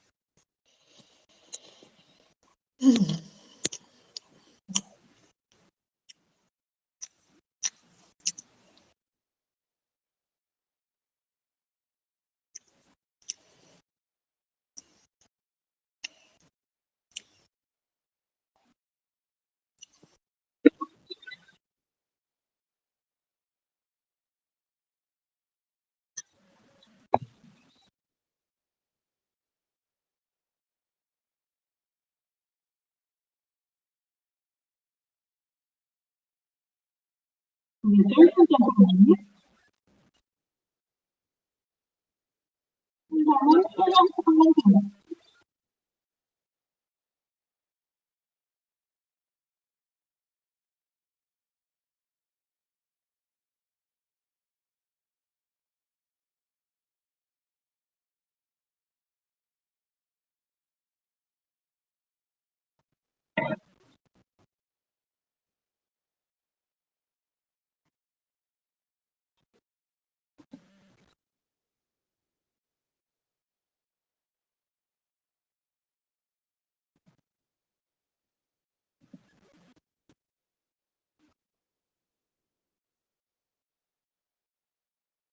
vous disputez pas, ça me déprime.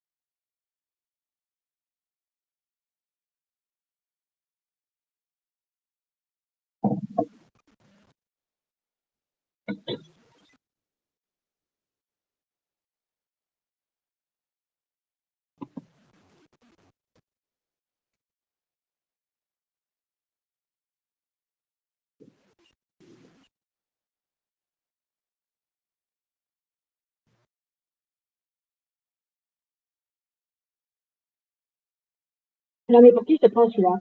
Et nous, notre manif à nous, elle compte pas? C'est pourquoi on est là?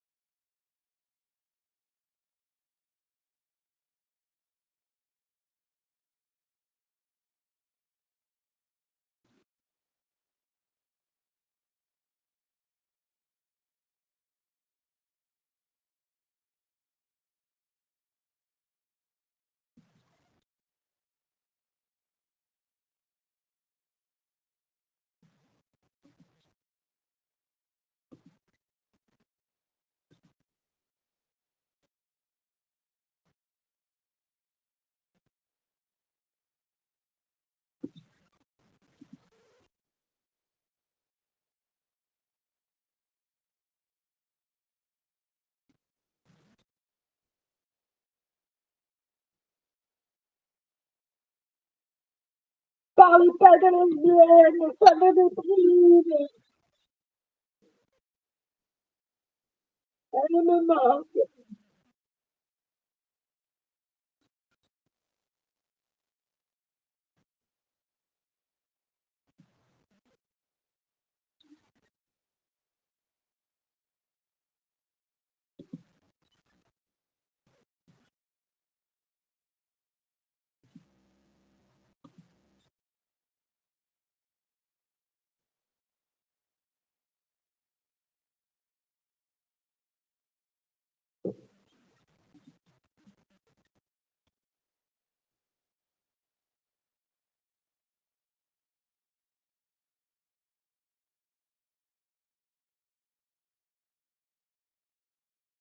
Oh,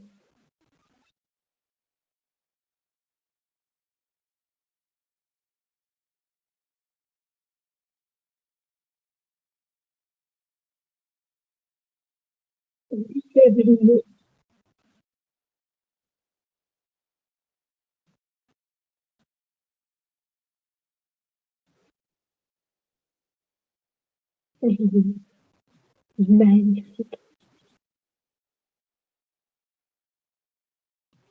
Il est magnifique.